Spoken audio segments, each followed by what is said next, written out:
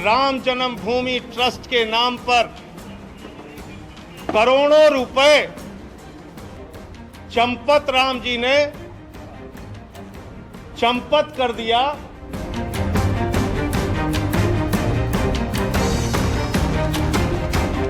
हमको आरोप लगते ही रहते हैं। मैं 100 साल से आरोप ही देख रहे हैं हम लोग। हम पर महात्मा गांधी की हत्या के आरोप से हम चिंता नहीं करते।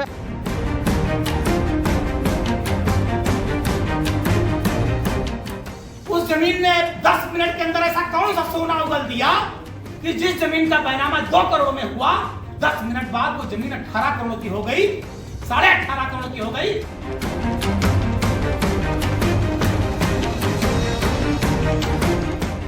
जो भी पूरा मामला है ये राजनीति से प्रेरित है और ये वही लोग हैं जो राम को ना मानने वाले लोग हैं।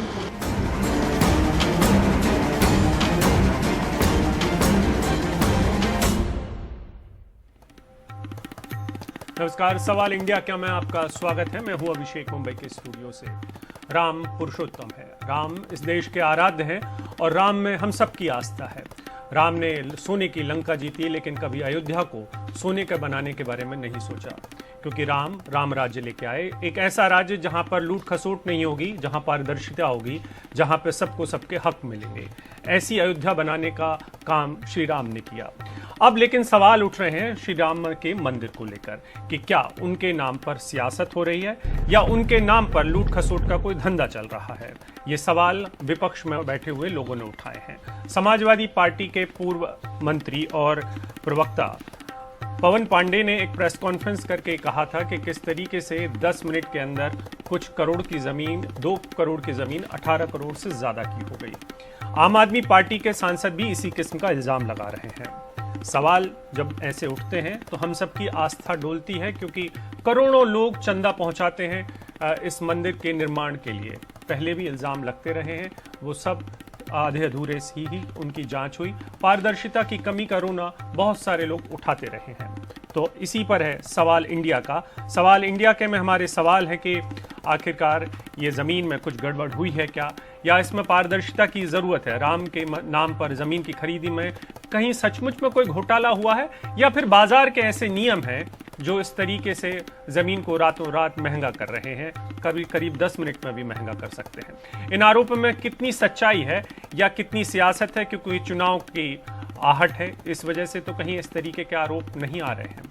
और तीसरा सवाल हमारा ये भी है कि पारदर्शिता क्यों नहीं है। क्या राम जन्मभूमि ट्रस्ट, जो राम मंदिर ट्रस्ट है, वो ज़मीन खरीद के दस्तावेज सामने लाएगा ताकि रामराज में जिस तरीके से पारदर्शिता थी, ठीक उसी तरीके की पारदर्शिता कम से कम मंदिर को लेकर तो हो। तो इसी को लेकर है हमारे आज का सवाल इंडिया का। इसमें हमारे साथ मेहमान जुड़ रहे हैं। पवन पांडे साहब हैं हमारे साथ, प्रवक्ता हैं समाजवादी पार्टी के, जिन्होंने प्रेस कॉन्फ्रेंस की थी, सबसे पहले इल्जाम लगाए थे। आलोक वत्स हैं, बीजेपी के नेता हैं। रामदत्त त्रिपाठी वरिष्ठ पत्रकार हैं हमारे साथ, और शांतनु गुप्ता जी भी हैं, राजनीतिक विश्लेषक हैं। पवन पांडे जी, सबसे पहले मैं आपके पास आता हूं। आप मुझे संक्षिप्त में पहले हमें समझा दीजिए कि आपको क्यों लगता है कि इसमें कोई घोटाला है। अगर मैंने कोई ज़मीन का सौदा 2 साल पहले या 5 साल पहले किया था, और उस समय मैंने अगर 2 करोड़ में कोई ज़मीन का सौदा करके एक अलिखित या लिखित समझौता कर लिया है, और उसके बाद उस सौदे के बीच में कोई और बड़ा आदमी आ जाता है या ज़्यादा बड़ा खरीदार आ जाता है, तो मैं उसको उस 18 करोड़ में अगर अपनी ज़मीन बेच दूं, तो आपको इसमें घोटाला क्यों नज़र आ रहा है? देखिए, सबसे पहले तो मैं आपको ये स्पष्ट करना चाहता हूं कि 18 मार्च 2021 को जिस जमीन की हम सारे लोग बात कर रहे हैं, 2 करोड़ रुपए में बैनामा होता है, और उसमें गवाह बनते हैं बैनामा में जो ट्रस्टी हैं अनिल मिश्रा और अयोध्या के मेयर ऋषिकेश उपाध्याय। और उसी के 5-7 मिनट के बाद वो जमीन ट्रस्ट के नाम रजिस्टर्ड एग्रीमेंट की जाती है। रजिस्टर्ड एग्रीमेंट में भी गवाह बनते हैं अनिल मिश्रा और जो ट्रस्टी है और मेयर ऋषिकेश उपाध्याय। दोनों में, बैनामे में भी और रजिस्टर्ड एग्रीमेंट में भी, यही दोनों लोग गवाह बनते हैं। 2 करोड़ की जमीन 18.5 करोड़ में रजिस्टर्ड एग्रीमेंट की जाती है। जो रजिस्टर्ड एग्रीमेंट है उसमें जो मालिकाना हक है, जो जमीन की वैल्यू दिखाई गई है, वो 5.5 या 6.25 करोड़ रुपए दिखाई गई है। तो मेरा सवाल यह है कि अगर मालिकाना हक 5.5 या 6.25 करोड़ है, आप उसको 7 करोड़ में ले लेते, 8 करोड़ में ले लेते, 9 करोड़ में ले लेते, 10 करोड़ में ले लेते। आपने सीधे सीधे 18.5 करोड़ पहुंचा दिया। भाई ये पैसा किसी के परिवार का, बाप दादा का नहीं था। जब ये ट्रस्ट बना और सर्वोच्च न्यायालय ने मंदिर निर्माण का आदेश दिया तो 120 करोड़ हिंदुओं की आस्था का सवाल था। लोगों ने अपने घर से पैसा दिया, धनराशि दी, ये उनकी आस्था था, उनकी भावना थी मर्यादा पुरुषोत्तम भगवान श्री राम के मंदिर के साथ। दूसरा सवाल, जो ट्रस्टी हैं अनिल मिश्रा, लेकिन आप बताइए जब बैनामा हो रहा है, मेरा सवाल सुन, आपके मैं बात का उत्तर दे रहा हूं। जो आपने बताया कि कई वर्षों से एग्रीमेंट चल रहा है, जो चंपत राय जी ने कल रात में बयान जारी किया, मैं बता रहा हूं 2016-17 से लेकर 21 तक कई एग्रीमेंट हुए हैं। कई एग्रीमेंट हुए, किसके नाम हुए, कितनी जमीन का एग्रीमेंट हुआ, कितने पैसे में एग्रीमेंट हुआ। चंपत राय जी को इन बातों का खुलासा करना चाहिए। जब इन बातों का खुलासा ट्रस्ट करेगा कि कितने एग्रीमेंट, कितने पैसे में, नहीं, लेकिन कितने लोगों के हुए। पवन पांडे जी, आप शायद सवाल गलत आदमी से पूछ रहे हैं, क्योंकि चंपत राय जी तो, पवन जी, चंपत राय जी तो राजस्व के अधिकारी नहीं है, राजस्व के मंत्री भी नहीं है, वो सरकार भी नहीं चला रहे हैं। वहां का जो राजस्व मंडल है, जमीनों की खरीद फरोख्त के बारे में ज्यादा जानकारी या पारदर्शिता रखना तो राजस्व अधिकारी, रेवेन्यू का काम है। और ये काम तो वैसे भी जी सर, अभिषेक जी, जो ट्रस्ट का खरीद फरोख्त है, आपकी आवाज मुझे कुछ कमजोर आ रही है। अनिल मिश्रा जी, अनिल मिश्रा जी, यही सारे लोग देखते हैं। और अनिल मिश्रा जी जब ट्रस्ट का काम देखते हैं, ट्रस्टी हैं, तो बैनामे में भी वो गवाह हैं। अगर वो बैनामे में गवाह हैं, एग्रीमेंट में गवाह हैं, तो क्या वो प्रॉपर्टी डीलरों के साथ मिलकर प्रॉपर्टी डीलिंग कर रहे हैं? और मैं तो ये आरोप लगा रहा हूं, माननीय प्रधानमंत्री जी से मांग कर रहा हूं, क्योंकि माननीय प्रधानमंत्री जी, सर्वोच्च न्यायालय ने आदेश दिया, तो उसके बाद ये ट्रस्ट बना। मेरा तो अनुरोध है, एक मिनट, सिर्फ 1 मिनट लूंगा। मेरा ये अनुरोध है कि प्रधानमंत्री सीबीआई जांच करा दें। देखिए, इसमें के बाद पूरी अयोध्या में जितनी जमीनें ली गई, आपका सवाल, आपने सवाल उठा दिया पवन जी, आपने सवाल उठा दिया। अभी हम आलोक वत्स जी के पास, बिल्कुल, देखिए अब आपकी बात हो गई। अभी आलोक वत्स जी, मैं आपसे समझना चाहता हूँ, मैं इस बात से इत्तेफाक रख सकता हूँ। पवन जी जरा रुकिए, पवन जी जरा रुकिए आप थोड़ा सा। मैं आलोक वत्स जी आपके पास कि ठीक है, मैं ये मान भी लूं कि चंपत राय जी ने जो स्टेटमेंट या जो ट्रस्ट की तरफ से जो बात कही जा रही है कि भाई किसी का कोई पुराना एग्रीमेंट हो सकता है, उस एग्रीमेंट को एग्जीक्यूट बाद में किया गया और 18 करोड़ रुपए मिल गए। लेकिन क्या आपको नहीं लगता कि रामराज का सपना देखने वाले लोगों को पारदर्शिता रखनी चाहिए? वही लोग जो ट्रस्ट में हैं वही जमीन के सौदों में जाएंगे, वही उन लोगों के साथ शामिल होंगे जिन्होंने पुराना एग्रीमेंट किया हुआ है। तो क्या आपको भी लगता है कि इसमें ऐसी पारदर्शिता होनी चाहिए ताकि कोई, हम जो तमाम लोग चंदा देने वाले लोग हैं, उनकी आस्थाओं में थोड़ा सा भी विश्वास ना डोले? हमें हमेशा हम एक तरीके से ऐसा दिखे कि ये सचमुच में राम मंदिर का निर्माण का काम चल रहा है जहां पर कोई प्रॉपर्टी डीलर शामिल नहीं है। देखिए, आपका कहना सही है। इस जमीन का सौदा कितने वर्ष पूर्व हुआ, पहले तो इसकी जानकारी हमें लेनी पड़ेगी, और किसने किया, किसने उसको अपने एडवांस देकर या रोक कर रखा था। ठीक है, पांडे जी का जो प्रश्न है कि बैनामा में उन लोगों ने दस्तखत किया और एग्रीमेंट में भी दस्तखत किया, इस पर उनको आपत्ति है। ऐसा होता है, कोई आदमी की सेम जगह दोनों जगह के दस्तखत करने में कोई दिक्कत नहीं है। लेकिन जमीन को किसने अपने नाम कराया था शुरू में, पहले इसकी पूरी खुलासा होने दीजिए, तभी ये दूध का दूध पानी का पानी नजर आएगा। क्योंकि 18 करोड़ में जमीन खरीदी गई है, इसमें कोई शक नहीं है। लेकिन ये जमीन किसने एग्रीमेंट कराई थी पहले अपने नाम से, और कितने वर्ष पूर्व कराई थी, इस बात का अभी खुलासा होना बाकी है। और जब तक वो नहीं होता है, समाजवादी पार्टी तो वैसे भी राम मंदिर के नाम पर भड़क जाते हैं। अगर वही बात किसी वक्फ बोर्ड की हो, मेरे हिसाब से तो हिंदुस्तान में, लेकिन आलोक जी, मुझे आपकी बात नहीं, ठीक है, मुझे बस इतना कहना है कि आप अगर टेलीविजन पर आके ये कह रहे हैं कि जांच में वक्त लगना चाहिए और जांच से पता लगना चाहिए कि मैंने जांच की बात नहीं कही है। चंपत राय जी, पवन जी थोड़ा सा सबसे ज्यादा जमीन, मैं आलोक जी यही समझना चाह रहा था कि जब आप बोर्ड के लोग नहीं, जमीन का कारोबार, ठीक है, लेकिन आलोक जी आप तो खुद कह रहे हैं कि अभी सारी आप चीजें वक्त के सामने बारे में आनी बात चाहिए, कर रहे हैं। तो इसके आप पहले ये सर्टिफिकेट भ्रष्टाचार देने का के काम मुद्दे नहीं बोल रहे हैं। आप ट्रस्ट भाई के लोगों को भी मुद्दे नहीं करना चाहिए और नहीं बाकी के लोगों को भी नहीं भाइयों करना के चाहिए। पास कोई उत्तर नहीं है। आप इससे कोई बात मैं करेंगे तो तो हिंदू सर्टिफिकेट मुसलमान नहीं पे दे आ रहा हूं। जाएंगे। मैं तो कह रहा हूं कि पहले सारी चीजों का खुलासा हो ठीक जाने है। दीजिए। मैं कहा क्लीन चिट दे रहा हूं। हाँ किसने बिल्कुल, किया अपने नाम से जमीन, लेकिन ये भी साथ ठीक में है। बताऊंगा कहीं- कि अगर जमीन हड़पने की बात है तो सबसे ज्यादा हिंदुस्तान जी। में वक्फ बोर्ड के लोगों ने जमीन हड़पा हुआ है, उसकी भी जांच होनी चाहिए अगर ऐसी कोई जांच होगी तो। जी बिल्कुल, आपकी सरकार है वत्स साहब, आप जो चाहे कर सकते हैं, वहां पे जितनी चाहे नहीं, जांच में बिठा हम सकते हैं, जो भी- उसमें इतनी देर हम करने की भी जो भी- जरूरत नहीं हम थी। जो भी- हमारे हम पास जो भी ठीक है, हम जो भी करेंगे मैं- लोगों के हक में करेंगे। ठीक है, अभी हमने दोनों पक्षों को सुन लिया। अभी देखिए, रामदत्त त्रिपाठी जी और शांतनु गुप्ता जी से भी समझ लेते हैं।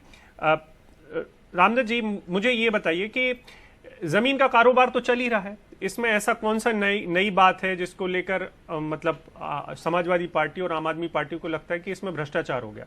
जहां डिमांड और सप्लाई, मांग और पूर्ति के नियम में थोड़ा सा भी ऊपर नीचे होगा, बाजार अपने तरीके से व्यवहार करेगा, तो उसमें अगर किसी ने कभी कोई सौदा 2 करोड़ में किया होगा और किसी ने किसी को एडवांस दिया होगा और उस एडवांस के बाद 10 मिनट में वो डील दूसरी एग्जीक्यूट करनी होगी कि भाई 2 करोड़ में ये लेन देन हुआ और इसके तुरंत बाद 18 करोड़ से ज्यादा में दूसरा लेन देन हो गया, तो क्या आपको लगता है कि ये चुनावी मुद्दा बनाने की कोशिश है, या इसमें कहीं कोई है चीजें हैं, इसमें पारदर्शिता की कमी है, ट्रस्ट के लोग कुछ प्रॉपर्टी डीलर जैसा काम कर रहे हैं?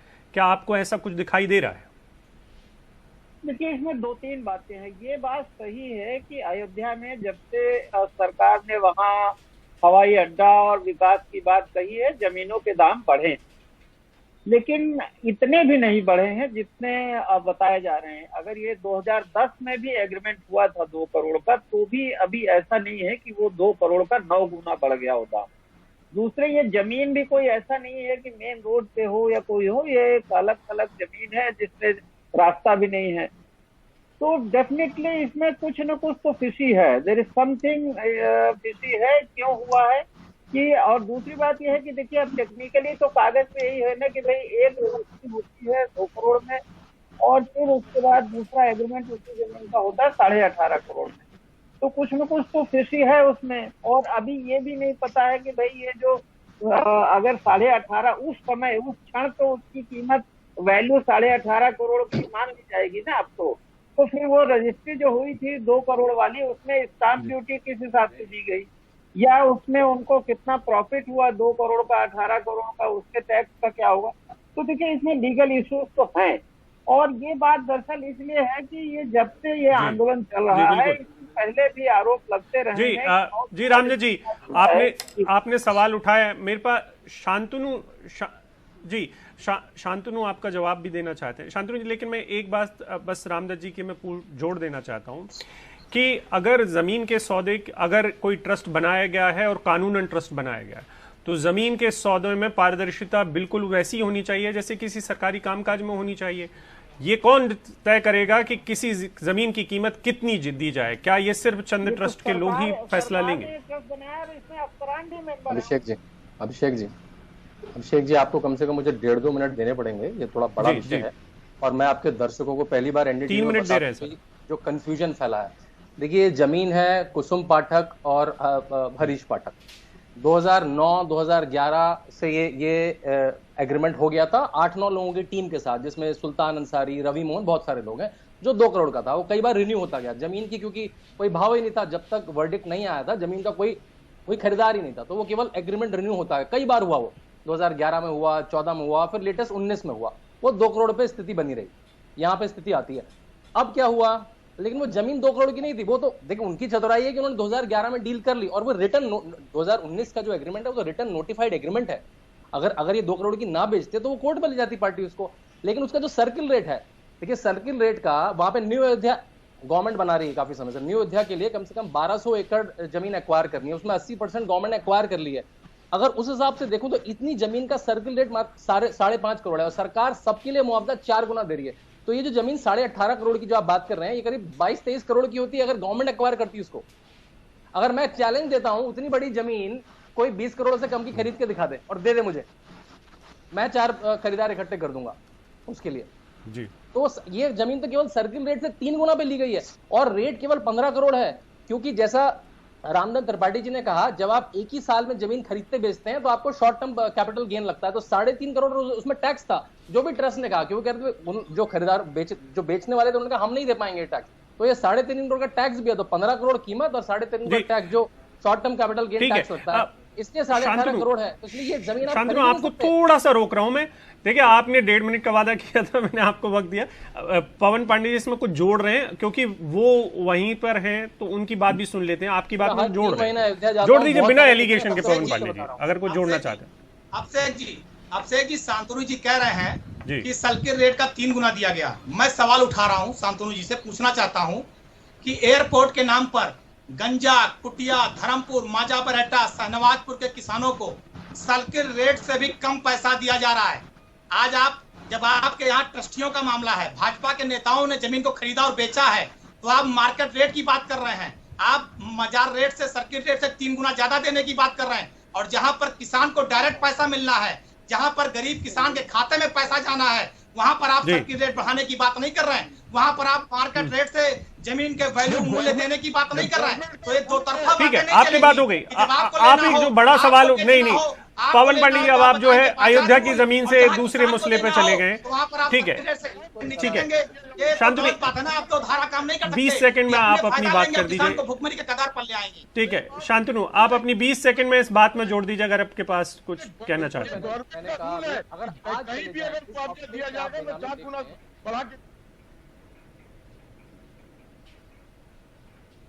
देख ले उसमें क्या सर्किल रेट दिया है। ये जमीन पिछले 6 महीने में भी अगर कोई मुझे 20 करोड़ से कम की दिला देता तो उसके पैर छू के पी जाऊंगा। पानी ये देखिए, पवन पांडे जी रसूलाबाद में बहुत बड़ा बंगला है, 3 फॉर्च्यूनर 2 सफारी में घूमते हैं। पवन पांडे जी की जांच होनी चाहिए, इनके पास इनकम कितनी आई ऐसे, इनका इतना बड़ा बंगला है रसूलाबाद में, 3 फॉर्च्यूनर 2 सफारी में घूमते हैं, कहां से आई इनकम? समर्थकों की होगी, आपके पेट में क्यों दर्द हो रहा है? सबको पता है। देखिए जांच करा लीजिए, मैं चुनौती दे रहा हूं आपको। समाजवादी पार्टी आप मसला उठाने आए थे शांतनु जी, आप बात करने आए थे। ठीक है, अयोध्या की जमीन की बात हो रही है, ठीक है, और इसमें पारदर्शिता अगर होनी चाहिए, ये बड़ा सवाल है। बहुत बहुत शुक्रिया आप सभी लोगों का। वक्त की थोड़ी सी कमी है, तो बड़ा सवाल ये रहने वाला है कि ज़मीन की खरीद में भ्रष्टाचार के जब भी सवाल उठेंगे तब हम सबका विश्वास डोलता है, और इसीलिए बहुत सारे लोग ये सवाल उठाते रहेंगे कि क्या पारदर्शिता पूरी है या नहीं है। अभी तो सिर्फ सियासी माहौल है, इस वजह से इस हर सवाल को बहुत बारीकी से देखने की ज़रूरत भी है।